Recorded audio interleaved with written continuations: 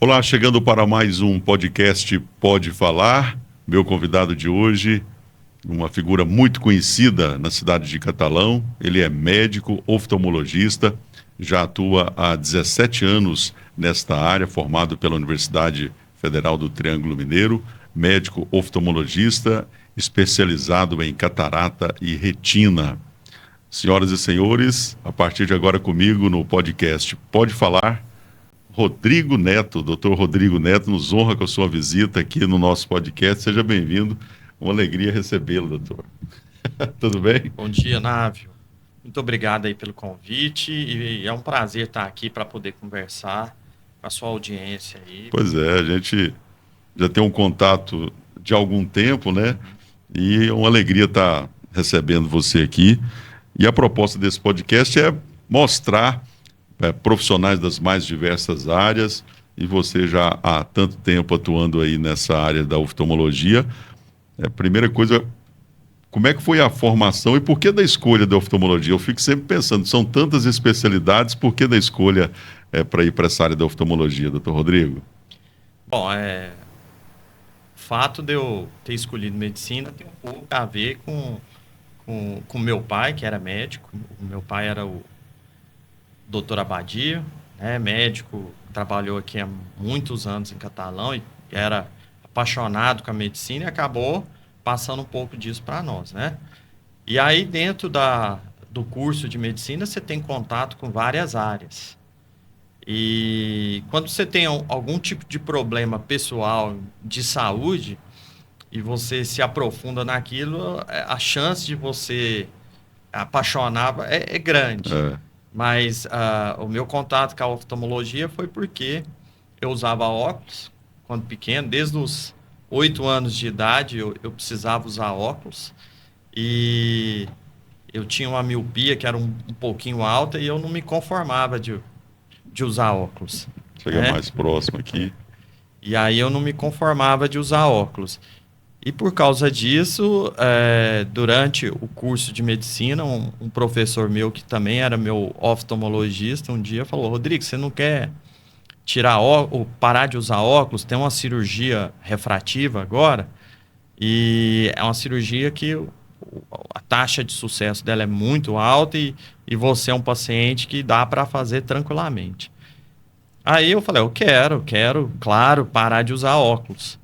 E a gente fez os exames, fizemos todo o protocolo para a cirurgia. Eu fiz a cirurgia e, de repente, de um dependente de óculos e lente de contato, que eu tinha mais ou menos 7 graus de miopia, eu parei de usar óculos. E eu fiquei maravilhado com isso. E pelo fato de eu ter visto os equipamentos, a cirurgia em si, é uma cirurgia laser bem tranquila, eu me apaixonei pela oftalmologia e resolvi ser oftalmologista.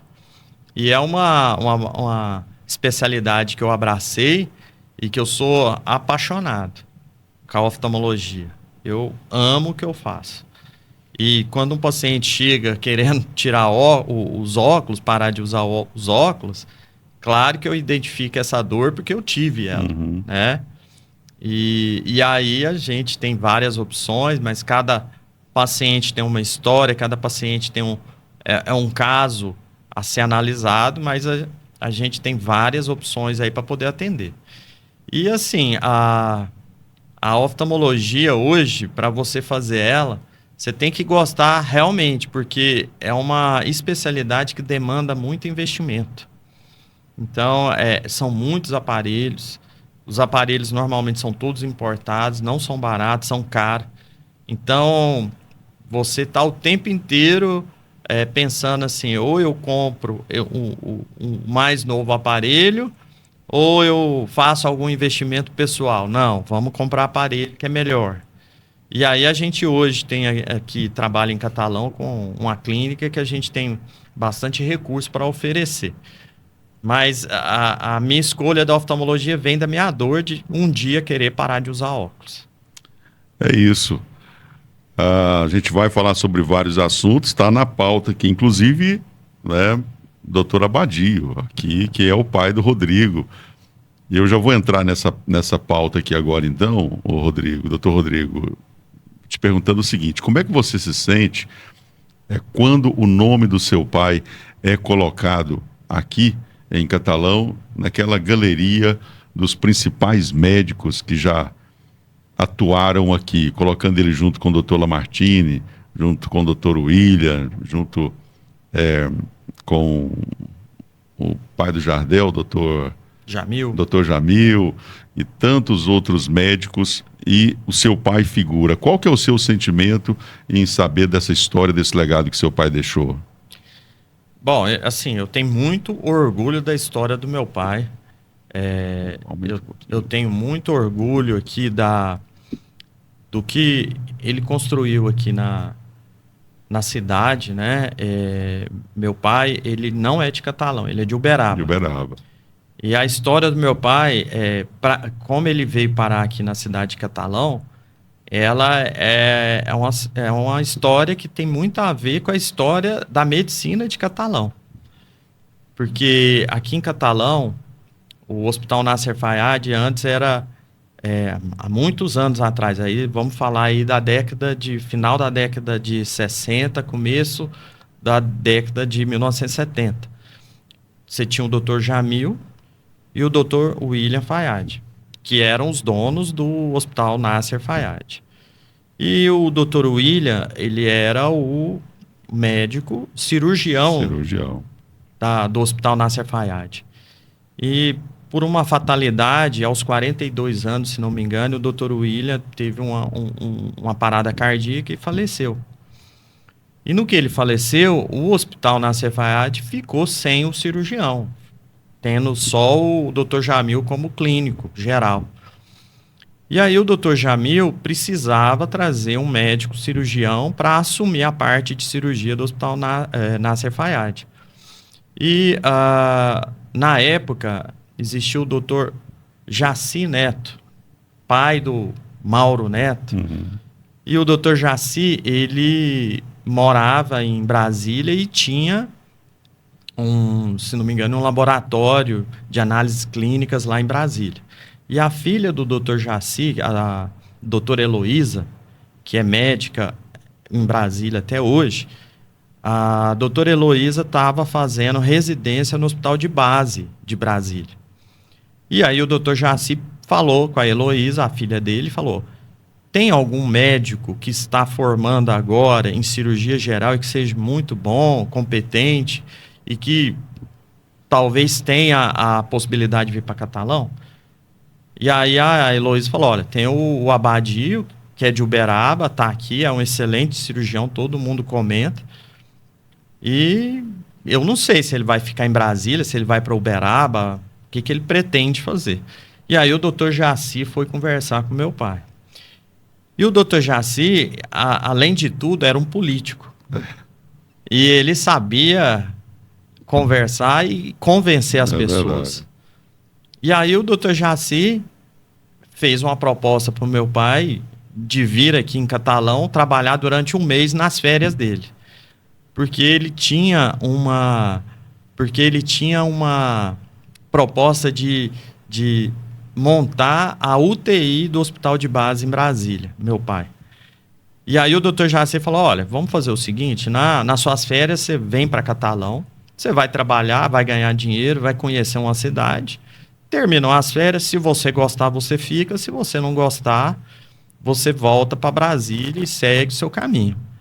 E aí meu pai veio nessa experiência de um mês, trabalhar em Catalão, e chegou aqui, ele gostou da cidade, fez amizade, trabalhou bastante, operava bastante, porque tinha muitos casos para ser feito, e no final ele resolveu ficar em Catalão. E aí, mais ou menos em 1970, ele começou a trabalhar em Catalão, e logo se instalou aqui e resolveu que iria ficar por aqui mesmo. Bom, é isso. Eu fiz questão de fazer essa pergunta e essa colocação porque a gente sabe um pouco, né? E eu sou muito curioso em relação à história do lugar onde eu vivo. Eu sou de Ipameri Eu sempre brinco que eu consegui sair só 60 quilômetros. Tem gente que vai para Uberlândia, para Brasília, São Paulo. E eu sou muito curioso com a história da minha cidade, que é Catalão. Hoje eu sou reconhecido como filho de catalão também. E o livro que o Amin Safatli fez sobre a medicina de Catalão, ele é importante porque ele narra, né, contextualiza bem essa questão dos médicos, principalmente, e aquela medicina que era feita anteriormente, né, e que moldou o que temos hoje, né? E seu pai fez parte disso. Então, assim, a minha pergunta foi exatamente em cima disso. Você está comentando a vinda dele praticamente.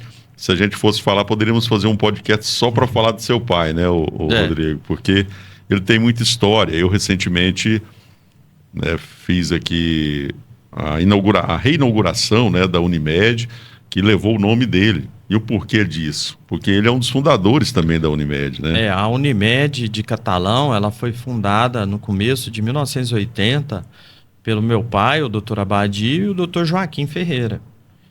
E eles ficaram revezando como presidente e vice-presidente da Unimed por 12 ou 14 anos. Então, durante 12 anos, eles trabalharam bastante dentro da Unimed para fazer com que a Unimed se tornasse um plano de saúde bem estruturado na cidade. Então, ele tem essa história de ter fundado a Unimed.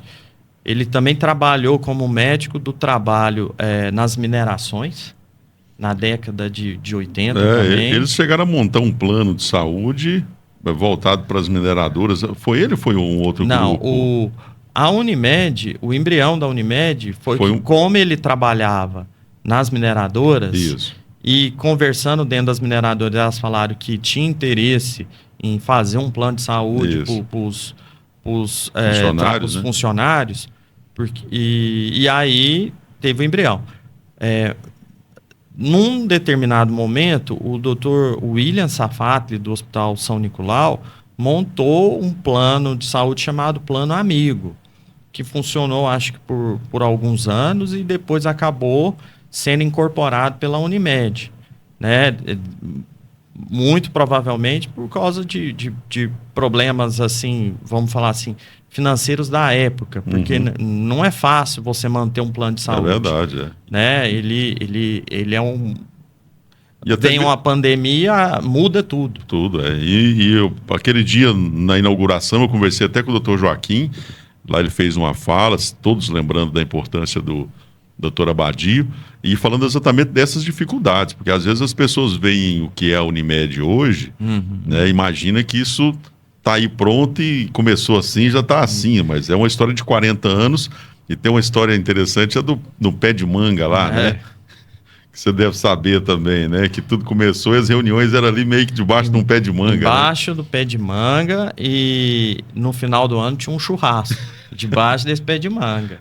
Eu lembro muito bem, porque eu era menino e acompanhava isso. Meu pai, ele tinha muito carinho pela Unimed, ele trabalhou bastante para fazer dar certo. Inclusive, no começo, quando ele resolveu montar a Unimed, teve vários médicos que falaram que não ia dar certo. Teve... Essa parte, sem te interrompendo, é que eu fiquei sabendo e que me chamou mais atenção, porque assim, a gente sabe que existe um corporativismo em todas as profissões, né? No caso dos médicos existe isso também, mas também existem essas correntes contrárias e pessoas extremamente esclarecidas, e na época, pelo que eu conversei e apurei já um pouquinho sobre essa história, da dificuldade que foi para a Unimed começar ali nos primeiros anos, né? Foi. O quanto o pessoal desacreditava, exatamente. Né? Pessoal não, vários médicos aí, né? Mas assim, que com o passar do tempo... Eles foram entendendo, entendendo que não era só um experimento aqui na cidade de Catalão. Era uma coisa que estava... no país inteiro era uma tendência. Mas daí a importância da gente falar sobre isso, e daí a importância de um podcast como esse, da gente assim, fazer jus a quem realmente foi o pioneiro, ou foram os pioneiros. Porque é preciso você ter uma resiliência muito grande, né? Porque as dificuldades são também muito grandes, né? Mesmo você acreditando, você sabendo que aquilo vai ser uma coisa boa para o futuro, você tem que superar, né? A palavra é superação, né, doutor Rodrigo? E assim, não só na medicina, em qualquer atividade, o começo é difícil. O começo é muito mais dificuldades do que alegrias, né? Mas você tem que acreditar naquilo que você está fazendo, tentar fazer da melhor maneira e cativar seus clientes e entregar um serviço que aos poucos você vai crescendo. Mas isso dentro da medicina acontece. Eu posso falar até na prática, quando a gente resolveu montar a nossa clínica aqui, o CDO, que é uma clínica oftalmológica, a gente começou pequeno, com 3 aparelhos, mas a gente acreditava que o caminho era ter um serviço grande, de qualidade, para poder atender a demanda da oftalmologia. E não só, voltando aqui na parte da medicina, não só na medicina, a gente vê aqui na cidade algumas padarias que começaram pequeno e hoje tem 5, 6 lojas. A gente vê supermercado que começou pequeno e hoje tem centro de distribuição. Mas se sentar aqui e trouxer essas pessoas para conversar aqui, elas vão contar uma história com certeza interessante das dificuldades e o caminho que para chegar aqui não foi fácil. É verdade. O convite, inclusive, já foi feito, já que você citou esses 2 segmentos aí, para o Marquinho da Santo Pane e para o Geraldo, e também para o Sérgio lá do São João, né? Que é esses 2 segmentos que o Dr. Rodrigo acaba de falar. Eu também ia falar sobre o CDO. Eu, particularmente, assim, eu posso dizer que eu tenho uma relação, até, vamos dizer, com uma certa proximidade com o CDO, porque quando a gente já fez alguns eventos juntos, né? Porque eu tenho glaucoma, e aí eu fiquei muito feliz quando eu fiquei sabendo desse entendimento por parte de vocês que são donos, no sentido de investimento em relação à tecnologia. E eu quero chegar nesse ponto agora. Então, o CDO hoje é um hospital dos olhos aqui em Catalão. E aí eu, por conta desse problema, que foi descoberto pelo Dr. Júlio Pascoal, depois eu passei a ter um acompanhamento com o Dr. Rodrigo Teixeira e Rogério Teixeira. Depois eu tive esse acompanhamento com o Dr. Rogério Teixeira e também tenho um contato com o Dr. Carlos Renato, que, junto com você, são os proprietários do CDO. E, ao fazer um tratamento em Goiânia, no CBCO, com outro médico bastante conhecido nessa área aí do glaucoma, que é o Dr. Francisco Lima, aí sempre tinha que ir fazer uma bateria de exames lá. E aí eu fiquei muito curioso, falei, eu quero saber que tipo de equipamento que é esse que tem no CDCO. Foi quando vocês fizeram aquela mudança, assim, saindo ali da João 23, já indo para um espaço maior. E aí eu fiquei sabendo que os equipamentos que existem no CBCO de Goiânia é do mesmo nível que tem em Catalão. E aí eu comentei com o Dr. Francisco, ele falou, então agora você não precisa fazer os exames aqui mais, você pode fazer em Catalão. E aí eu conversando com ele, que é um médico também que tem essa abertura, como você, o Dr. Rogério e o próprio Dr. Carlos Renato tem também, de conversar com o paciente, porque tem muitos médicos que infelizmente não têm essa cultura, de ter essa abertura. E aí a gente falando sobre o quanto a oftalmologia evoluiu e, no caso, o quanto o Catalão está de parabéns por ter uma clínica no patamar, no nível que é o CDL hoje. Mas é preciso muito investimento e ter muita, assim, entendimento do que precisa ser feito, né? Isso vem acontecendo com o CDO, né, doutor Rodrigo? O CDO hoje ele está com 13 anos. Então, a gente fundou o CDO em 2012. Eu cheguei em Catalão para trabalhar como oftalmologista em 2008. E aí, depois de 3 a 4 anos, o Rogério Teixeira e o Júlio Pascoal, nós montamos o CDO.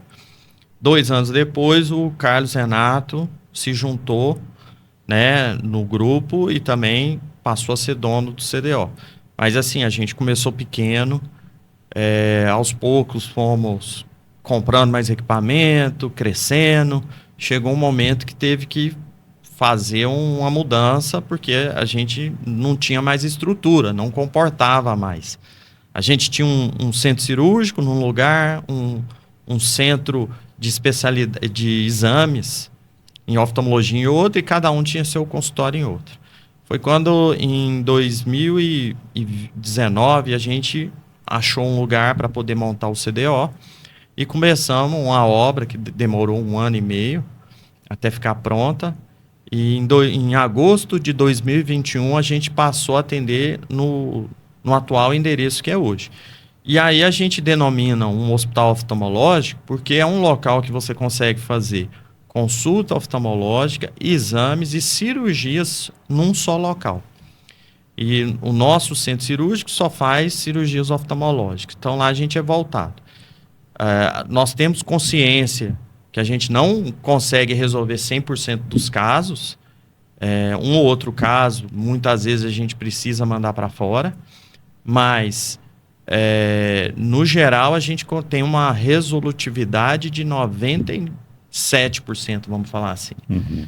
Então facilita muito para as pessoas que moram em Catalão, facilita para nós, oftalmologistas, a maneira de trabalhar. A nossa clínica ela é aberta para os outros oftalmologistas mandarem fazer exame, ou até alguns outros oftalmologistas também fazem cirurgia dentro do CDO. E agora, sim, nós estamos expandindo para Pires do Rio. Vai ser inaugurada agora no mês de dezembro a unidade CDO Pires do Rio, e que vai contar com médico oftalmologista, vai contar com exames. Por enquanto não vai ter cirurgias, mas nós compramos bastante equipamentos, coisas boas mesmo, lá em Pires do Rio, porque o equipamento ele faz parte do nosso dia a dia. Ele é uma ferramenta necessária para a gente poder entregar um serviço. Então você tem que investir em equipamento bom, porque o seu diagnóstico e o tratamento vai depender disso, né? Não são baratos.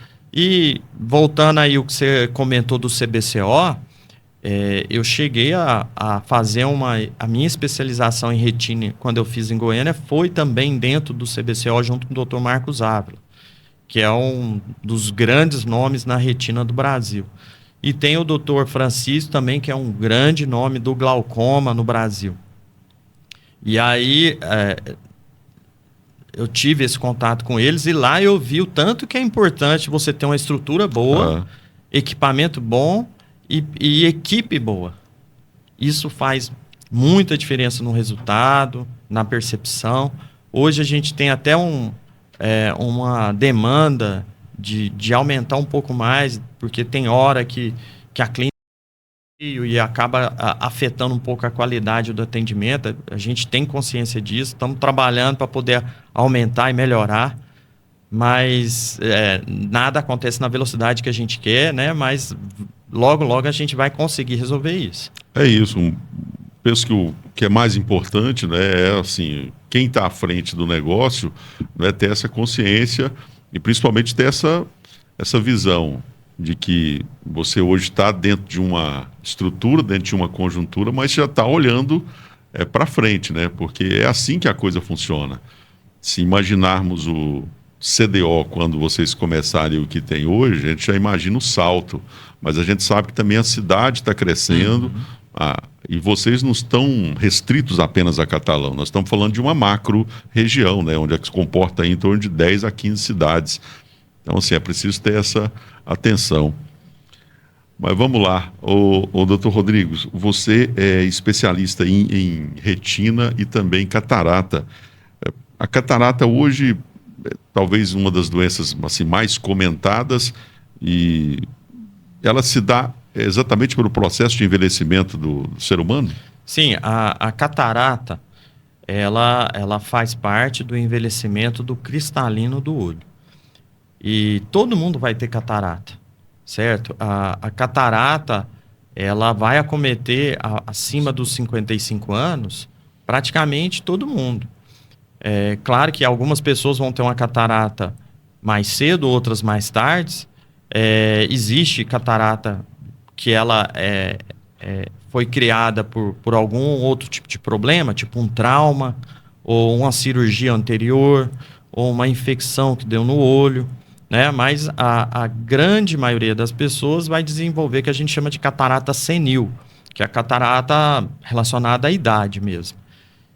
E com a evolução da cirurgia, com a evolução dos equipamentos, com a evolução das lentes intraoculares, hoje a cirurgia de catarata é uma grande oportunidade para as pessoas voltarem a conseguir enxergar. Ter uma boa visão de longe, intermediária e de perto, sem a necessidade de usar óculos ou lente de contato.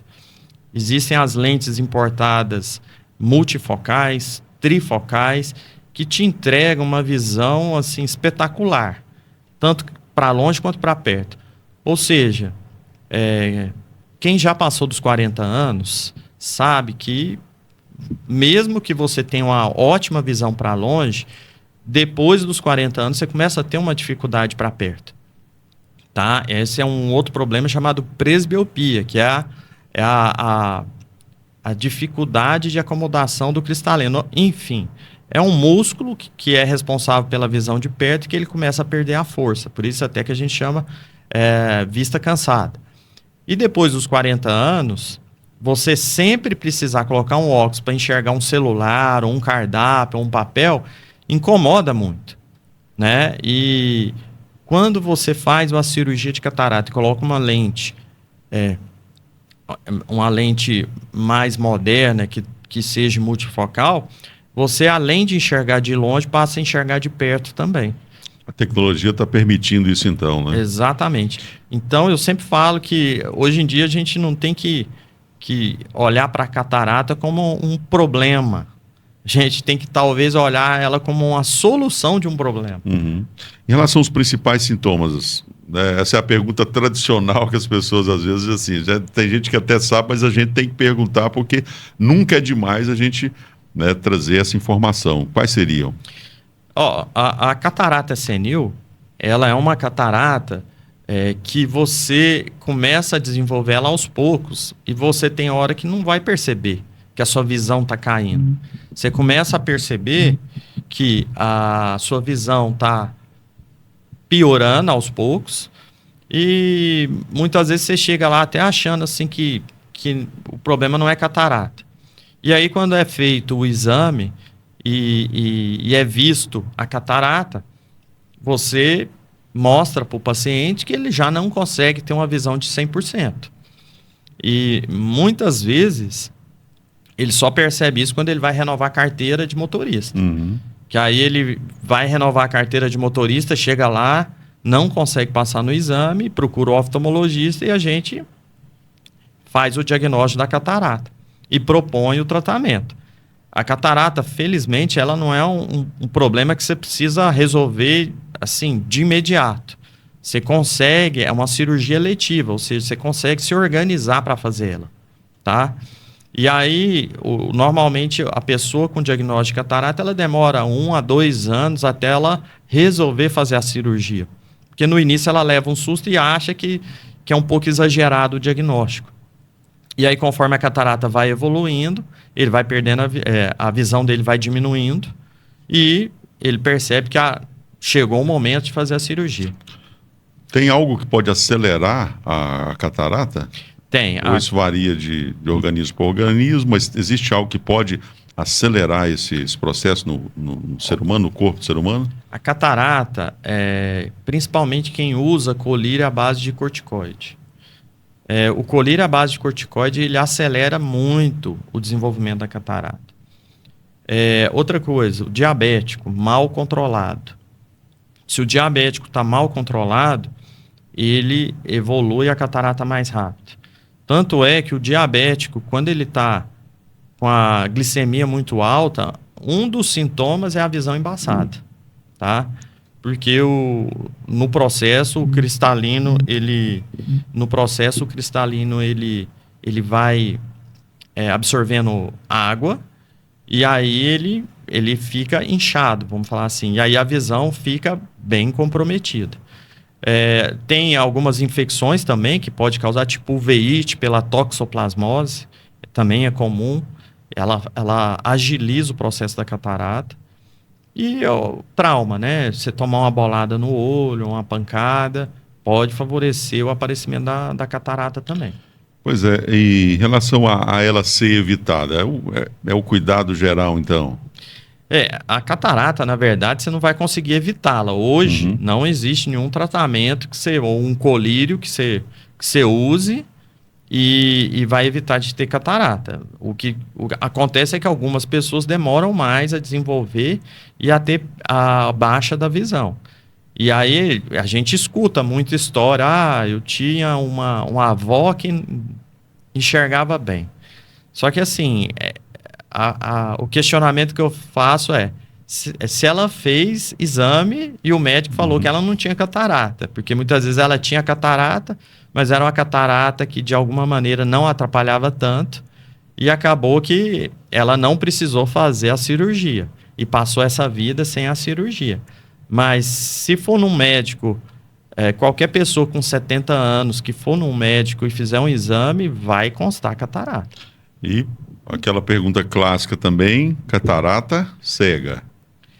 A catarata, na verdade, é a maior causa de cegueira reversível no mundo. Então, é uma cegueira reversível. Se a catarata evolui até um determinado momento que ela não é resolvida, não é operada, a pessoa para de enxergar. Eu tenho vários pacientes que chegam não enxergando nada. E aí é feita a cirurgia, a visão volta a funcionar. Tem algum determinado ponto que às vezes a pessoa não pode fazer? O que pode impedir para a pessoa não fazer a cirurgia? Olha, hoje, graças a Deus, com os equipamentos, com a técnica que só foi melhorando, a gente consegue resolver praticamente 100% dos casos. Tá? A tecnologia favoreceu nesse aspecto, então, né? O grande, porém, que a gente fala para os pacientes é o seguinte: a catarata, se ela fica muito dura, é uma cirurgia mais difícil, com uma recuperação mais difícil e que talvez o resultado não seja o ideal, tá? E aí tem aquela, né, talvez seja um dos principais mitos do pessoal dizer que é preciso se esperar a catarata ficar dura para retirar. Eu já ouvi isso. Nós oftalmologistas, a gente classifica a catarata em grau. Então tem grau 1, grau 2, 3, 4. Acima do grau 4 é praticamente a catarata nigra, que ela é muito dura, tá? E o ideal da catarata é você operar no grau 2. 2 indo para o 3. É o ideal. Se você fizer a cirurgia no grau 4, ela vai ser mais difícil. No grau 1, talvez não precise, né? Uhum. Mas o grau 2 é o ideal. Em relação a principais mitos, no caso, eu comentei sobre isso, que eu já ouvi, né, algumas pessoas falarem isso. Tem mais algum assim que é latente e que as pessoas precisam ter essa noção de que isso realmente é muito mais algo que foi criado culturalmente, que realmente não é verdade? Não, mitos a gente escuta também, e uma coisa que eu falo é o seguinte: algumas pessoas têm muito medo de fazer a cirurgia da catarata. Toda cirurgia ela tem risco.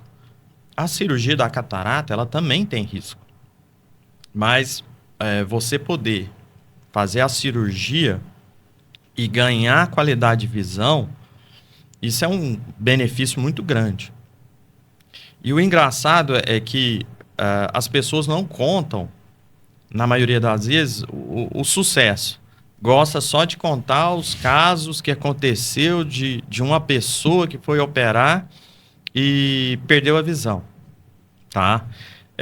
Para você ter ideia, dentro da medicina a gente estuda o fator de risco, a chance de insucesso.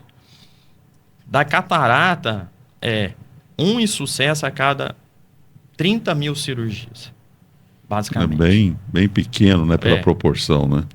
E aí a gente tem que levar em consideração, claro, a experiência do profissional, o local onde foi feita a cirurgia e também as condições do paciente. Se ele tem uma diabetes que não está controlada, se ele não tem a higiene necessária, se ele não usa colírio e se ele não faz o repouso. Porque a catarata é uma cirurgia muito tranquila. Se gasta hoje, no CDO, os 3 cirurgiões lá têm uma média de 15 a 20 minutos por cirurgia. Então, é uma cirurgia tranquila que é feita com colírio anestésico e uma pequena sedação. E a pessoa vai embora para casa, 4, 5 horas depois ela tira o tampão e pronto, já está sem tampão. E coisa de 2, 3 dias, ela está tão bem que ela nem lembra que fez a cirurgia e acaba fazendo algumas atividades, como pegar peso, fazer força, que pode atrapalhar no resultado. Porque quando ela pega peso e faz força, existe o risco da lente que foi colocada dentro do olho sair do lugar. E essa lente que é colocada dentro do olho é ela que vai fazer a pessoa enxergar. E se a lente sair do lugar, tem que ser reoperado e colocado novamente no lugar. Então, é muito importante esse cuidado de não fazer força. O que a gente observa pelo que o Dr. Rodrigo, né, coloca aqui é um conjunto, né? É importante você saber quem vai fazer a cirurgia, aonde vai ser feita essa cirurgia e a condição do paciente, né? Isso tudo é preciso ser avaliado. A outra especialidade sua é em relação à retina, né? Qual que é a função da retina na visão? Bom, a retina, ela é o tecido que tem dentro do olho, que é o tecido que enxerga. Então, você tem toda a estrutura do olho, córnea, cristalino, íris, o vidro, e tem a retina. A retina é onde que a imagem bate e é formada, transformada em impulso nervoso, através do nervo óptico, atravessa todo o cérebro e vai formar numa área do cérebro que está bem na região posterior da cabeça, que vai entender a imagem. Então, a retina, a partir do momento que ela não funciona bem, você não enxerga. Pois é, como é que eu sei que eu estou com problema na retina? Basicamente, o problema na retina, o mais grave, vai causar a perda da visão. Você vai deixar de enxergar. Mas existem alguns outros problemas que muitas vezes você vai ter uma certa dificuldade em observar e... É silencioso. É silencioso. Por exemplo, a retinopatia diabética. Ela ataca muito a retina e quando ela ataca a retina, é um processo lento, que demora. Por isso que geralmente é um paciente que está em muito tempo que ele não se cuida e a diabetes vai machucando. Mas um sintoma que faz muita gente ir no consultório é a famosa moscas volantes. Comecei a ver uns mosquitinhos diferentes aqui na visão. Esse é um sinal, um sintoma que faz o paciente procurar uma avaliação e aí é obrigatório fazer um exame de mapeamento de retina. Porque pode ser que em alguma parte da sua retina houve um pequeno rasgo que está causando isso. E aí, hoje com a tecnologia, pode-se fazer o quê? Quais são os tratamentos disponíveis? Se você começou a ter o sintoma de ver alguns relâmpagos e de repente um monte de mosquitinho, tem que correr para fazer um mapeamento de retina. Feito o mapeamento, a gente vai procurar se tem algum rasgo na retina. Se tiver algum rasgo, é feito um laser na retina, que eu costumo falar para o paciente, é como se fosse uma solda, porque aonde essa retina rasgou, a gente faz o laser em volta para não deixar ela descolar, tá? Então é um tratamento muito eficaz, que se feito rápido, evita um descolamento de retina. Bom, é isso. O doutor, hoje conversando com a gente, o doutor Rodrigo Neto, ele que já atua aí há quase 20 anos, né, na área da oftalmologia, é um dos proprietários do CDO, juntamente com o doutor Rogério Teixeira e o doutor Carlos Renato, que estão convidados também para a gente vir aqui conversar um pouco sobre essa trajetória deles enquanto profissionais e até mesmo da oftalmologia em Catalão, porque o que vocês têm feito, a gente observa, assim, foi praticamente um divisor de águas no que se refere a esse atendimento, principalmente em relação à parte de tecnologia. Hoje, para a gente encerrar sobre esse assunto do próprio CDO, como é que está Catalão, como é que está o nível de Catalão? Eu já fiz aqui, dei um panorama, mas eu queria ouvir de você, doutor Rodrigo, em relação ao que Catalão está entregando e em relação a outros centros, como Goiânia e Uberlândia, que são dois grandes centros próximos a nós. Olha, hoje o que a gente consegue entregar de serviço e de equipamento, de qualidade, não está muito atrás desses centros, tá? O CDO hoje é o principal hospital oftalmológico do sul e sudeste goiano, entendeu? Então, a gente tem o investimento dentro do CDO, que é algo contínuo, não é estático, não é, só investiu e tá bom, não. Todo ano a gente procura novos equipamentos que vão agregar mais qualidade no atendimento.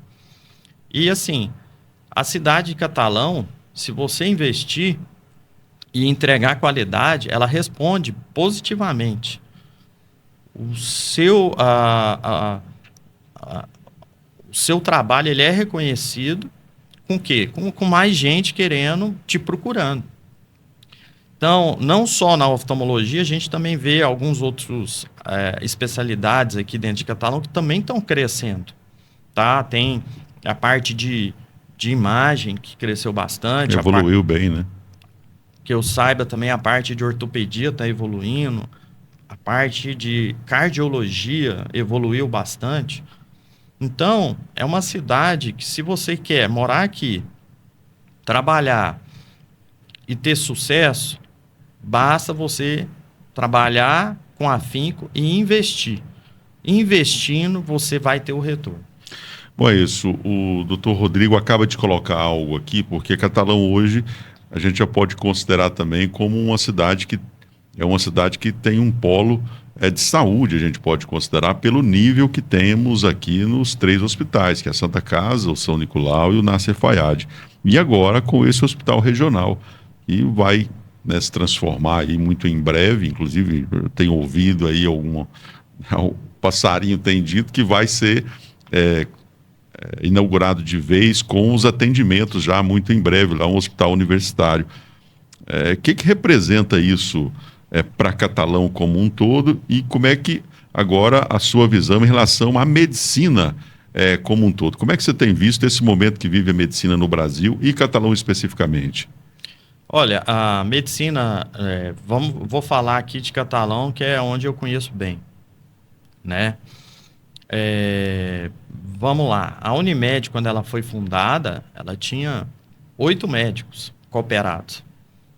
Hoje é uma cooperativa de 150 médicos, quase. Esse número já diz alguma coisa, né? Outra coisa, você tem aqui, eu tenho o nome do meu pai estampado dentro de um centro de atendimento, que é o Centro de Atendimento Médico, Dr. Antônio Abadio da Silva. E as notícias que eu tenho é que o atendimento lá é muito bom.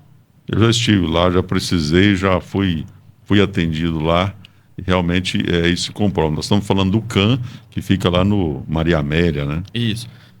E a resolutividade para aquela região é muito importante. Você imagina, antigamente você tinha que cruzar a cidade para procurar atendimento na Santa Casa ou na UPA, e você perdia aí alguns minutos valiosos. Sem falar que uma pessoa que muitas vezes não tinha como se locomover, ela tinha que esperar amanhecer para poder conseguir ir atrás de um atendimento. Com esse hospital regional, na hora que ele estiver funcionando, encampado pela Universidade Federal de Catalão, com muito material humano trabalhando lá, tanto para os estudantes de medicina que precisam de uma casa para poder praticar a medicina, supervisionado por médicos competentes naquela especialidade, vai aumentar em muito a resolutividade dos problemas. Agora, a gente sabe que o sucesso vai trazer mais problemas, porque o sucesso do atendimento em Catalão vai trazer gente de fora da cidade, de fora da região, procurando atendimento, né? E isso vai ser um problema para a prefeitura, porque o sucesso do atendimento aqui dentro da cidade de Catalão vai trazer gente de fora, que vai trazer custo da saúde para a prefeitura. Nós aqui, como a parte, vamos falar, privada da medicina aqui dentro da cidade, a gente procura fazer os nossos atendimentos entregando qualidade. A Catalão melhorou demais, ainda vai continuar melhorando, é um polo.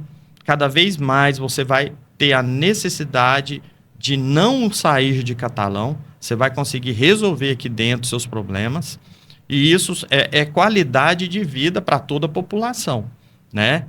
Então, a medicina ela tem que ser bem gerida, tanto a parte do governo quanto a parte privada. Também, aqui na cidade, não adianta você ter muita profissional numa determinada especialidade e faltar profissional em outra especialidade, né? Então, até nisso, a Unimed, ela tenta, de alguma maneira, resolver esse problema. Ela tem uma demanda por pediatra, existe uma demanda por dermatologista, e ela está procurando esses profissionais para poder fazer o atendimento do plano de saúde. Em compensação, algumas outras especialidades já têm um número suficiente de profissionais que você não precisa. Então, os gestores, tanto da parte privada quanto da parte governamental, eles têm que olhar a necessidade da cidade naquele determinado aspecto da saúde. E isso é muito importante para poder tudo conversar entre si. Em alguns momentos, a gente faz a parceria do privado com o público para poder entregar um serviço adequado para toda a população. É isso, nós estamos falando de equilíbrio, né? É necessário ter esse entendimento de todas as forças para que a entrega seja feita de forma adequada para a comunidade, para a população, que paga seus impostos e precisa disso, né? Não é nada gratuito, nós estamos pagando e é preciso ter isso. Eu sempre defendo muito isso aqui, que as pessoas precisam também ter esse nível de consciência. Bom, falando em consciência, e também algo que vem me chamando a atenção é a quantidade de escolas de medicina que existem no Brasil, e também algo que eu já venho discutindo aqui, já falei com 2 outros colegas seus, Dr. Fernando Braga e Dr. Caio Flávio, em relação a quando você termina o curso. Esses dias eu estava ouvindo o Dr. Davi Wipp, né? E ele falando, é um infectologista extremamente renomado, importantíssimo, né? A fala do Dr. Davi Wipp, porque muitas pessoas às vezes confundem isso. Você sai da faculdade, o médico não está pronto, né? Ele terminou o curso, não quer dizer que ele está pronto. E aí entra a questão da residência. Dia desse, inclusive, né? Eu vi uma matéria no Fantástico, ou foi algum veículo aí de comunicação, o pessoal fazendo e vendendo, né, vaga para residência a R$140 mil. E aí, assim, aquilo me chamou muita atenção, porque é em cima de um problema que nós estamos tendo no Brasil, porque faz muita falta para o profissional essa questão da residência, né? E aquilo é um trabalho muito árduo e ele praticamente não ganha nada com aquilo. Se for fazer uma comparação em relação a muitos médicos que estão formando, e hoje já muitos médicos estão virando influencers, inclusive. Qual que é a sua leitura diante dessa realidade, doutor Rodrigo?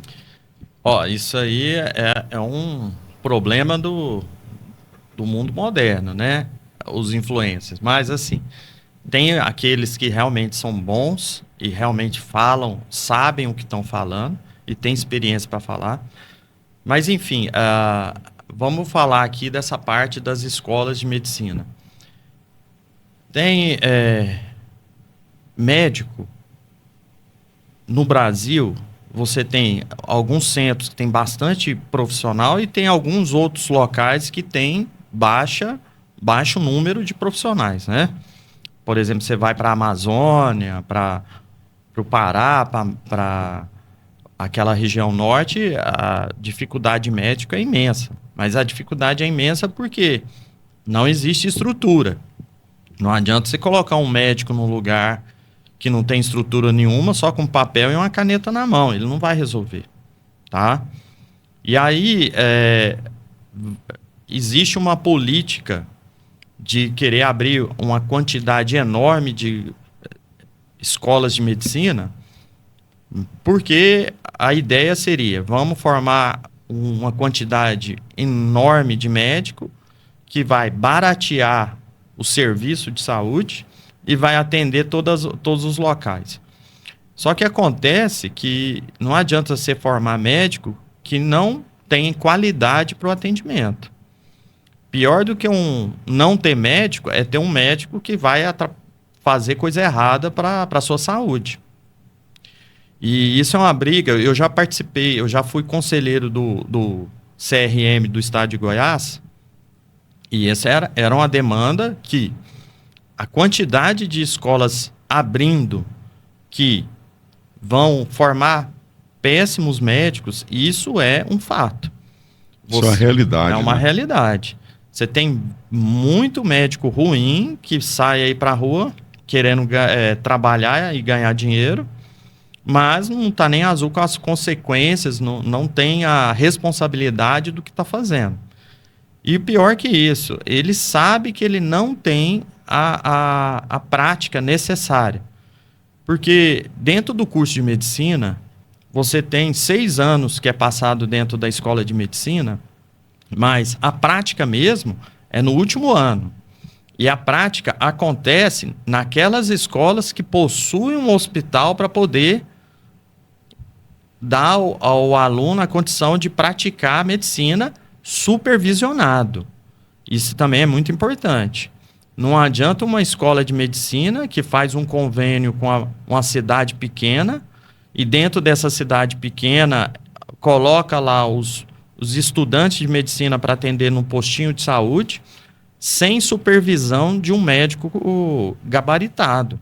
Porque o médico gabaritado, ele vai supervisionar o atendimento para avaliar o atendimento e ensinar, olha, o atendimento e o diagnóstico e o tratamento correto é esse. Então, tem algumas escolas que conseguiram aí, puseram os alunos num postinho de saúde e ele se vira sozinho. E a população muitas vezes está achando que está sendo atendida por um médico experiente, que pelo menos saiba o que está fazendo. E não acontece isso. Não vou generalizar, porque algumas escolas conseguem ter uma certa qualidade mínima, mas existem muitas escolas que não oferecem essa qualidade mínima para entregar um profissional de saúde que pelo menos faça o arroz com feijão correto, tá? Fora isso, existe um trabalho que está sendo feito dentro até do Congresso Nacional, que é uma bandeira principalmente do Conselho Estadual do Estado de São Paulo, do CRM de São Paulo, que é uma prova de proficiência. É o Exame Nacional de Proficiência em Medicina, o ENAMED, né? Isso. E igual o advogado é obrigado a prestar a prova da OAB, e é uma prova difícil, que quem passa é porque realmente está sabendo, estudou e está sabendo as leis, essa prova da medicina, ela visa a corrigir isso. Claro que a prática é muito importante, mas você tem que ter a certeza que o profissional que está entrando no mercado, ele saiba as interações medicamentosas, doença, o que pode, o que não pode fazer, para não sair aí fazendo uma medicina que vai ser mais prejudicial do que benéfica para a população. Então, isso é um alerta que está aceso. as entidades de classe, aí, principalmente o CRM, tá buscando apoio para passar uma lei que seja obrigatório essa prova. Hoje não é obrigatório, a não ser no estado de São Paulo, que o CRM pede para ser feita a prova, e aí as instituições de saúde procuram só dar emprego e oportunidade de trabalho para quem passou nessa prova, porque é um selo de qualidade. Mas, ao meu ver, isso aí tem que ser uma prova obrigatória, que se o profissional de saúde não passar nessa prova, ele não tem a permissão para exercer a profissão. Tá? Então, é formar, prestar a prova, fazer a residência e estar chancelado com uma avaliação para poder sair no mercado. Porque ninguém quer ser atendido por um médico que vai mais causar dano do que resolver o problema. É isso. Bom, esse assunto rende, eu tenho tido também essa preocupação em conversar com profissionais da área da medicina, porque eu entendo que a gente precisa, a primeira coisa é debater o assunto, jogar luz num tema importante como esse, porque lá na ponta quem sofre é quem realmente precisa. Então, é preciso a gente discutir, falar sobre o assunto para que a gente tenha essa compreensão do que realmente precisa ser feito. Eu acho que foi bem colocado isso aqui por parte do Dr. Rodrigo, porque eu nem sabia dessa questão que já está em andamento, em funcionamento dessa forma lá no estado de São Paulo, que é o estado referência, no Brasil. Mas é isso. Olha, muitos outros assuntos eu queria... E uma coisa que eu queria complementar... Que é importante, pode que eu acho importante... Aqui você pode falar, doutor Rodrigo. Que bom, um lugar para poder falar. Pois é. É uma coisa muito importante que, além da política de saúde que está sendo implementada, tanto pela parte governamental, a parte de saúde implementada pelo setor privado, parte de conscientização, aqui em Catalão tem a DISGO, que faz um excelente papel de conscientizar os diabéticos da maneira de se cuidar, mas eu peço a contrapartida das pessoas mesmo. Quem é responsável pela sua saúde é você. Então, existem doenças que vão acontecer independente do que você fizer.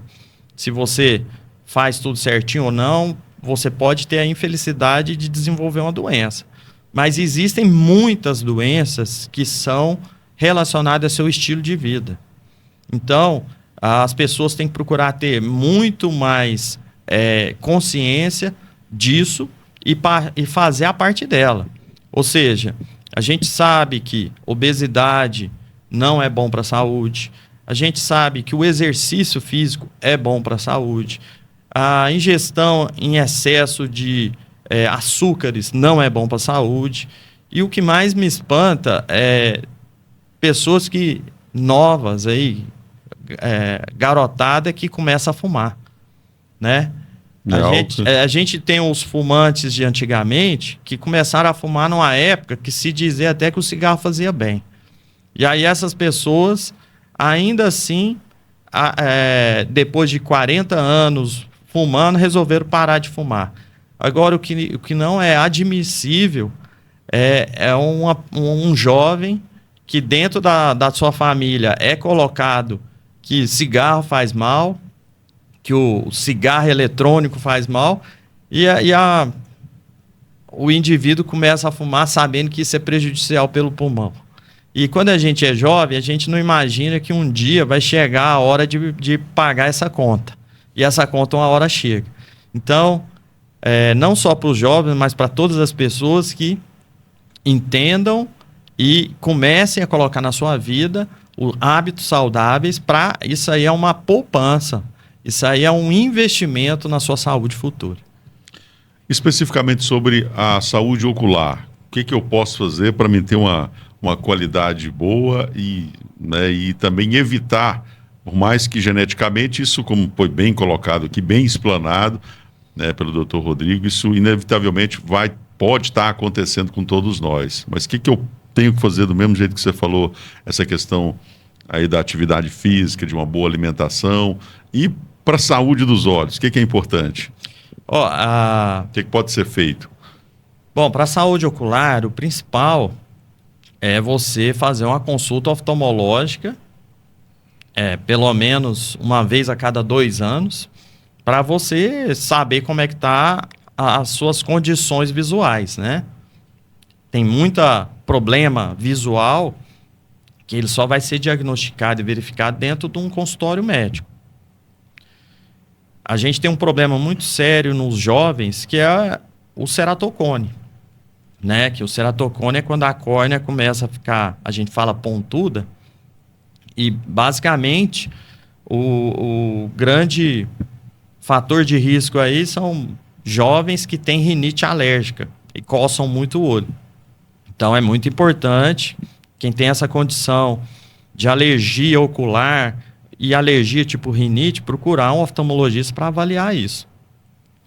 A catarata ela vai desenvolver, na maioria das vezes, com o passar da idade, igual eu tinha falado aqui. O que pode ser evitado, vamos falar assim, na parte ocular? Quem tem diabetes, controlar o diabetes. Quem tem hipertensão arterial também pode ter problema na retina, tá? E aquelas pessoas que a família inteira tem problema para enxergar, que seja o uso de óculos, a necessidade de óculos, procurar levar as crianças para, desde cedo, fazer uma avaliação oftalmológica. E aí fica um recado muito importante para os pais de crianças novas, aí até os 5 anos de idade. Se você perceber que ela tem dificuldade para enxergar, levar no oftalmologista. Hoje em Catalão já temos aí uma oftalmopediatra atendendo, a doutora Larissa, até atende lá no CDO. Então ela é uma oftalmologista especializada em criança. Então levar porque muitas vezes o tratamento é só usar um óculos, que vai evitar de um olho não ficar enxergando bem no futuro. E a região é uma região aqui do centro-oeste que está dentro de uma área de clima seco. Então aqui é muito comum o olho ardendo, coçando por causa de falta de lubrificação. Então a gente passa para quase todos os pacientes o uso de colírio lubrificante, que vai ajudar bastante no conforto aí visual, tá? Mas a dica é essa: pelo menos a cada 2 anos passar em consulta oftalmológica. Então é isso. Muito bem colocado aqui pelo Dr. Rodrigo Neto, né, filho do Dr. Abadio, essa figura que faz parte da medicina de Catalão, por tudo que ele fez, não só como médico, mas também como político. Eu deixei para o final aqui, o Dr. Rodrigo. E essa veia política do seu pai te contaminou em que medida? Olha, geralmente filho de político não gosta muito de política, né? Porque sabe o tanto que é complicado essa área aí. Mas assim, a política... E no seu caso, isso se aplicou? Não, Qual que é o grau, qual que é o seu nível de interesse? Olha, o meu nível de interesse em política é querer ajudar a resolver os problemas que a política ela permite isso, né? Exatamente. Você fazer uma atuação de forma global, né? E assim, quando você anda pela cidade, é normal você ver uma ou outra coisa que você fala assim: se eu fosse prefeito eu faria diferente, né? Hoje, por exemplo, você faria alguma coisa diferente aí? Não, eu acho assim que Catalão está crescendo. E o fato da cidade tá crescendo, eu acho que a Catalão tem que assumir que ela vai ser grande, que ela vai ser uma cidade grande. E para ela assumir que ela vai ser uma cidade grande, ela precisa abrir avenidas, precisa construir fluxo para os veículos, facilidade. O problema do tráfego hoje, pelo que você está falando, é um dos principais gargalos. Assim, a gente percebe que olha que Catalão é até privilegiada ainda com essa parte de ter congestionamento. Pois é. Quase não tem, mas em algumas situações Sim. a gente observa. Eu também, outro caso já que você tocou, nós estamos atentos a isso, eu estou em contato e até com certo grau de cobrança também aqui. O nosso canal é um canal pequeno, mas assim, a nossa audiência é qualificada, eu sempre falo isso. Em contato com o Ronaldo Rosa, que é o chefe da superintendência, né, vem comentando com ele, cobrando de alguma medida, porque ele também já esteve onde você está sentado aí, sobre um plano de mobilidade urbana da cidade. Isso está em estudo com uma especialista lá da Universidade Federal de Catalão. A gente está aguardando isso, esse trabalho sendo feito em consonância com o plano diretor também. Mas ele é bem político, né? Que vocês viram que ele falou aqui e tudo, mas enfim. Não, mas é assim... Você já foi convidado para ser candidato, por exemplo? Não, né? não. Eu acho também você que tem esse tipo de interesse? Não é muito meu perfil, não. Você não tem esse interesse? Não. E você acompanhou seu pai como vereador? Ele foi vereador por 2 ou 3 mandatos? Foi né? 2 mandatos. 2 mandatos. Ele gostava muito de política. Meu pai, ele tinha uma veia política porque ele gostava.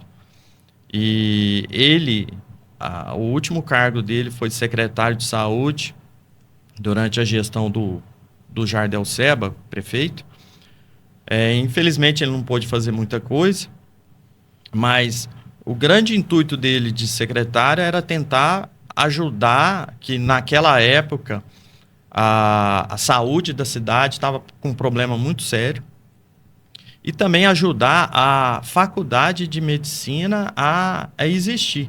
Federalizar, né? Isso, porque naquela época a faculdade de medicina ainda não tinha sido aprovada, mas estava quase. E teve até um pedido do Caio Flávio para ele ajudar, porque meu pai ele foi muito ligado à Universidade de Uberaba, à Faculdade de Medicina de Uberaba.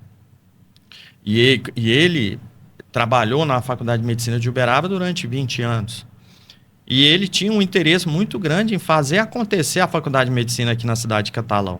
Porque ele sabe que quando vem uma faculdade de medicina, ainda mais federal, que tem uma seriedade maior, ela melhora muito a saúde da cidade.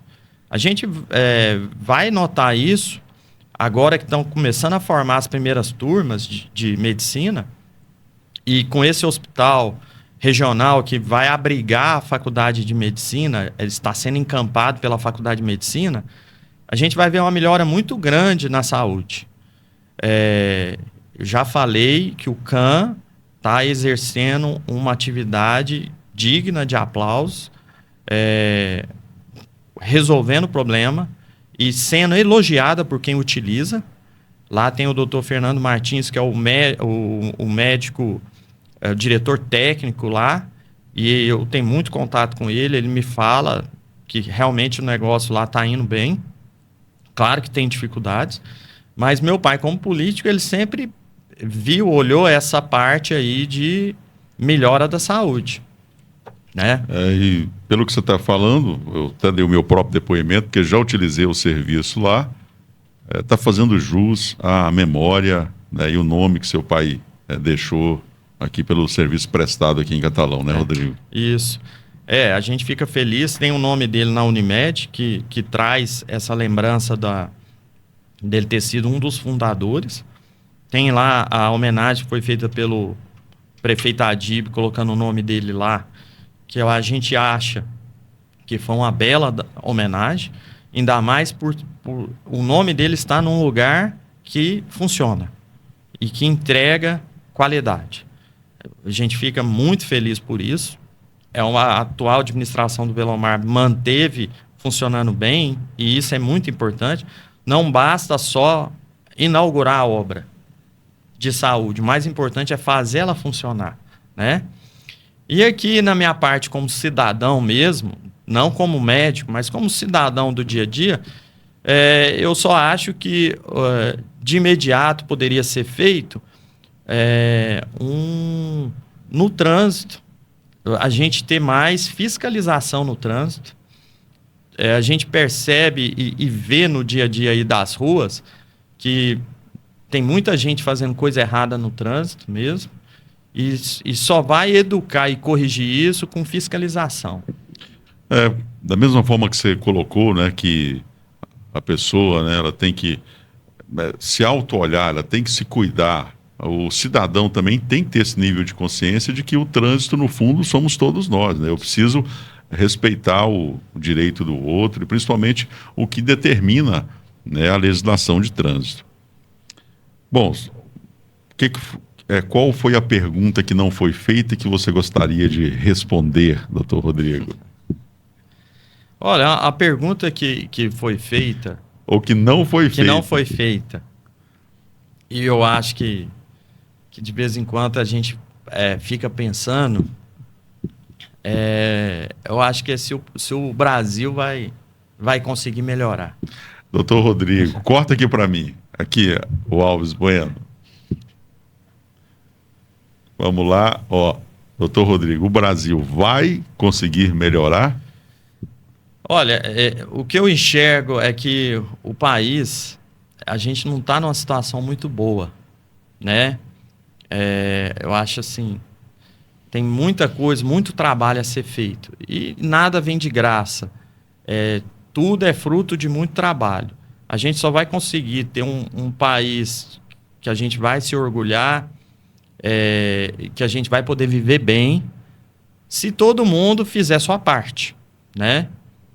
E eu acho que o começo de tudo é a gente exercer a nossa função como cidadão, que é fiscalizar também, pedir que seja resolvido os problemas, saber votar nos nossos representantes. E assim, uma coisa que eu acho que está atrapalhando muito é da gente sentir que não está adiantando mais protestar. Não está adiantando mais cobrar. Porque a gente vê tanto o poder executivo, legislativo e o judiciário, aquela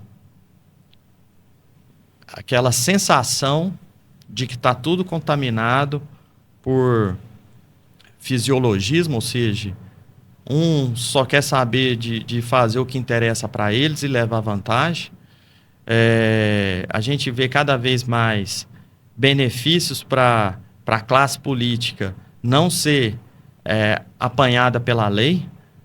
A gente vê uma lei que... Mas nesse ponto aí, há que se dizer, eu também, às vezes eu tenho essa sensação, mas se a gente for pensar, dentro disso que você acabou de colocar agora, essa PEC da blindagem que eles tentaram fazer foi uma movimentação da sociedade que não permitiu que aquilo avançasse, hein? Exatamente. Então, assim, quer dizer que não é... Por mais que a gente tenha essa sensação, ainda funciona, em alguma medida, essa mobilização pública, né? Essa da PEC da blindagem foi graças ao Senado que conseguiram barrar, mas também teve uma indignação. Sim. Né? Então, assim... Ela não avançou, né? Ela passou na Câmara e depois foi barrada no Senado. Mas por conta de toda uma movimentação que aconteceu num final de semana, né? Exatamente. E aí é onde que eu tô falando. Você conversava isso com seu pai? Como é que política, era? Sim, com certeza. Como é que era essa Não, mas naquela relação? época, é porque meu pai faleceu em 2021, né? Isso. Então já aconteceram muitas coisas. Sim.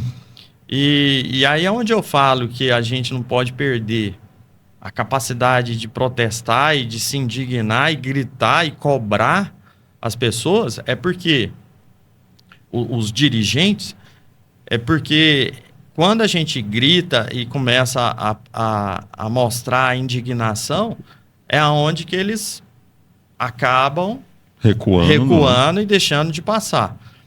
Então, meu pai sempre falava que a política, quando bem feita, ela pode mudar o rumo de uma nação. Isso aí eu concordo plenamente.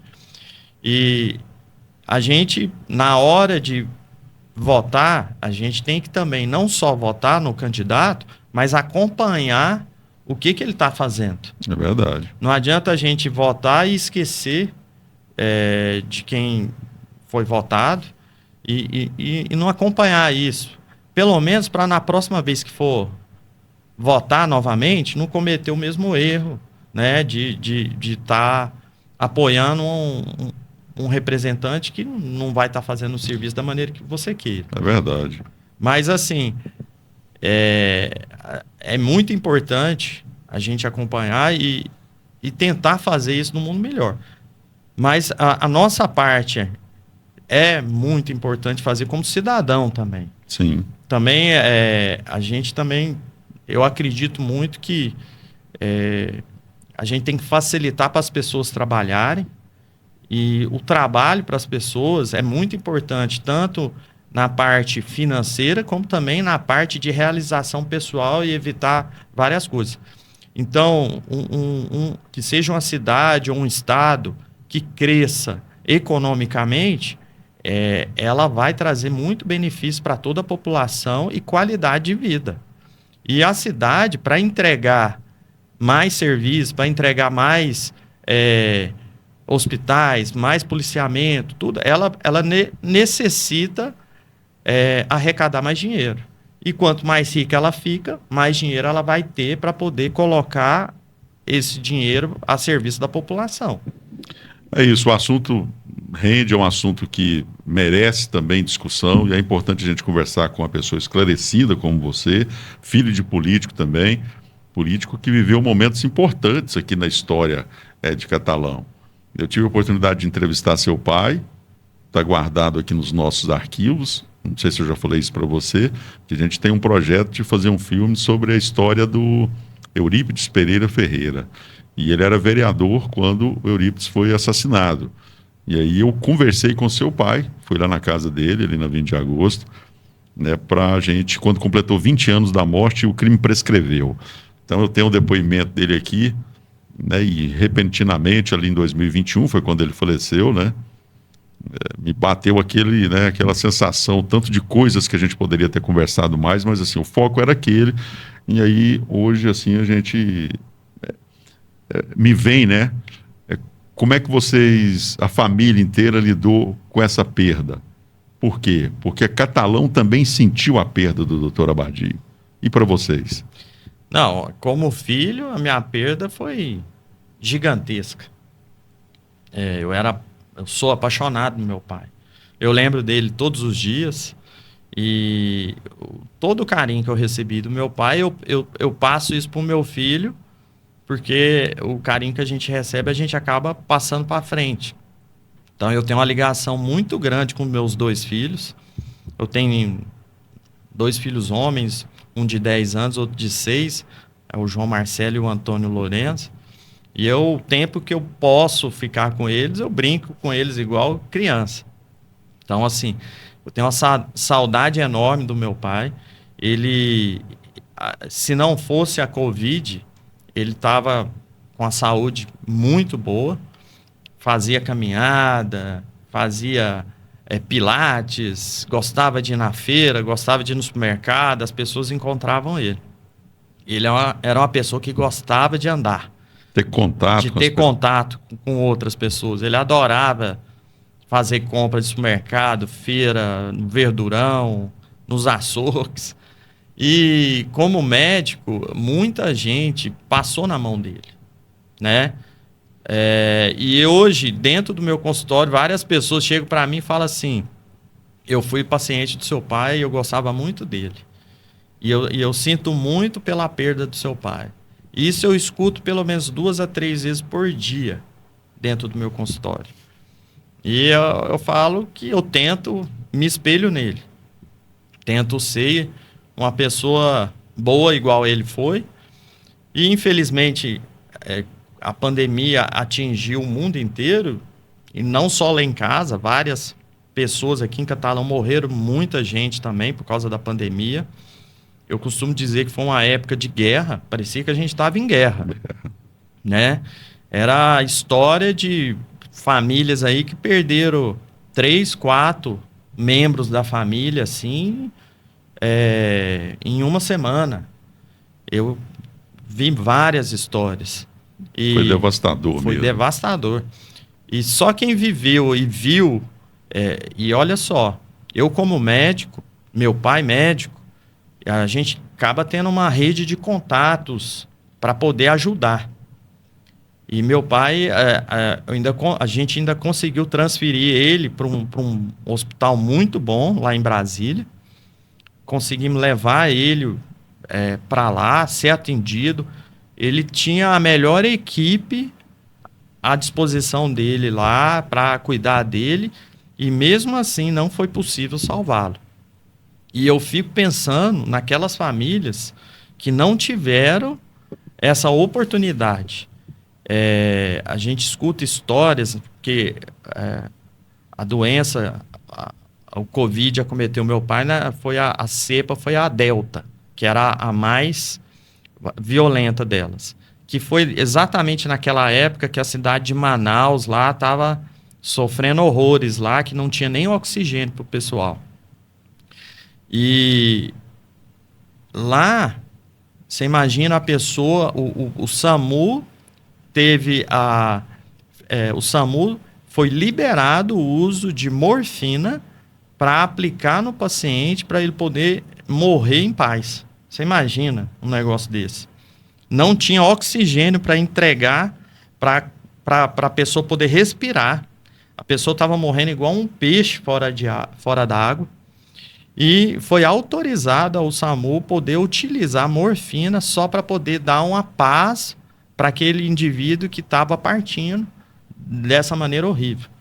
Então, assim, a minha dor foi grande, mas eu imagino a dor de quem perdeu várias pessoas dentro da família e quem não teve a oportunidade de dar o mínimo de apoio para o seu familiar, porque aonde ele estava não tinha condições de entregar isso. Então, assim, que pelo menos a gente aprenda com o que aconteceu para numa próxima situação de crise dessa a gente não consiga trabalhar de forma melhor para entregar um melhor resultado. Eu fiz questão de perguntar isso para o Dr. Rodrigo, que fique claro, né, da forma que eu coloquei. Às vezes eu sinto, né, uma pessoa tão humana como foi o Dr. Abadio, e também um excelente médico, um excelente cirurgião, né, a habilidade que ele tinha. Eu ouvi isso de muitas pessoas, assim, que me recordo agora, especialmente o Dr. Caio, né, que também tinha uma proximidade com ele, e eu fico imaginando a família. E esse depoimento seu é muito importante, e entra nessa questão da irresponsabilidade de quem tinha que gerir isso em todos os níveis, porque isso é aquele conjunto que nós falamos atrás, né? É a cidade, é o Estado, é a União, é preciso estar todo mundo junto para, pelo menos, minimizar isso, porque dinheiro a gente sabe que tem, dá-se um jeito, mas quando chega num caso desse é extremamente complicado. Só quero agradecer o convite, Nário, porque foi uma conversa muito boa, né? É um bate-papo mais excelente, até para as pessoas um pouco conhecer a gente como não só como profissional, mas como pessoa também, o que a gente bater um papo aqui e trazer histórias aqui da cidade, de como começam as coisas, pôr um pouco da nossa opinião também. E muito obrigado. Tá joia, eu quero agradecer, e para finalizar, pode cortar ali, o Alves, eu preciso dar um depoimento para você sobre o seu pai. Eu acho que eu nunca te falei isso. Eu trabalhava na Rádio Liberdade e um dia foi colocado um comercial lá na rádio, e aí, na sequência do comercial, eu fiz um comentário. Sabe esse jovem assim que está começando e tudo, sabe? Você querer dar meio que... E foi uma frase assim muito infeliz. Isso era 9h30 da noite, a hora que passou o comercial na rádio. Quando foi... Agora pode voltar para as duas aqui. Quando foi no outro dia, 8h30 da manhã, eu fui chamado na rádio. Vem cá, o seu Bento Rodrigues de Paula. O que foi que você falou da Unimed ontem aqui? Eu nem lembrava direito. Eu falei, não, eu fiz... Enfim, eu fiz um breve comentário, aí eu falei para o seu Bento, falei, bom, quem foi que causou esse problema? Fui eu, então eu vou resolver. Eu vou lá na Unimed, vou conversar com o presidente da Unimed. Na época, quem que era o presidente da Unimed? Seu pai. Eu fui lá e pedi uma audiência com ele, ele me atendeu, eu expliquei para ele o que foi e pedi desculpa. Falei que eu realmente estava errado e que eu não deveria ter feito aquilo.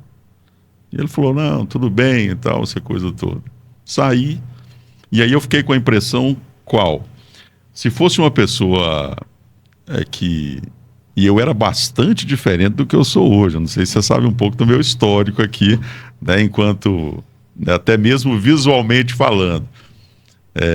Ele poderia ter pedido a minha cabeça, falar, não, isso aí, ainda mais pelo estilo que eu era, o jeito que eu era, sabe? Por aquele comentário infeliz que eu havia feito. Mas ali, eu confesso a você que eu vi humanidade no seu pai. E eu carrego isso, né, para minha história, para minha trajetória. Foi um aprendizado que marcou a minha trajetória profissional e que, em alguma medida, teve também a participação do seu pai, porque ele foi bastante humano ali, né, em relação àquilo que ele falou, que tudo bem, não poderia ter feito, mas fez, então vida que segue. E hoje eu estou aqui conversando com o filho dele, que eu tenho certeza que está, assim, honrando o legado que o doutor Abadio construiu aqui em Catalão. Então era isso. Obrigado, doutor Rodrigo. Obrigado aí. Falou. Leve aí um abraço para sua mãe, para seus irmãos e com certeza Catalão tem muito a agradecer ao seu pai. Um abraço. Não, eu sei que você tem carinho por ele, porque você já me falou várias vezes em oportunidade que a gente encontrou. E fica aqui uma menção seguinte: o fato de você ter visto o seu erro e ido lá, contou muito ponto para ele. Eu tenho certeza que meu pai ficou muito feliz de você ter reconhecido o erro, ter ido lá, conversado com ele e realmente como se diz, na cabeça dele, se você entendeu o erro e não vai fazer mais, já está valendo demais. Eu vi isso. Foi muito, assim, foi um aprendizado, muito aprendizado para mim. Então é isso, a gente encerra esse Pode Falar de hoje, o nosso podcast aqui da TV Sudeste, agradecendo o Dr. Rodrigo Neto. Em breve a gente volta com mais um convidado e conteúdo de relevância, que é o que a gente procura fazer aqui na TV Sudeste. Um grande abraço a todos e até o próximo Pode Falar. TV Sudeste é o conteúdo que faz a diferença.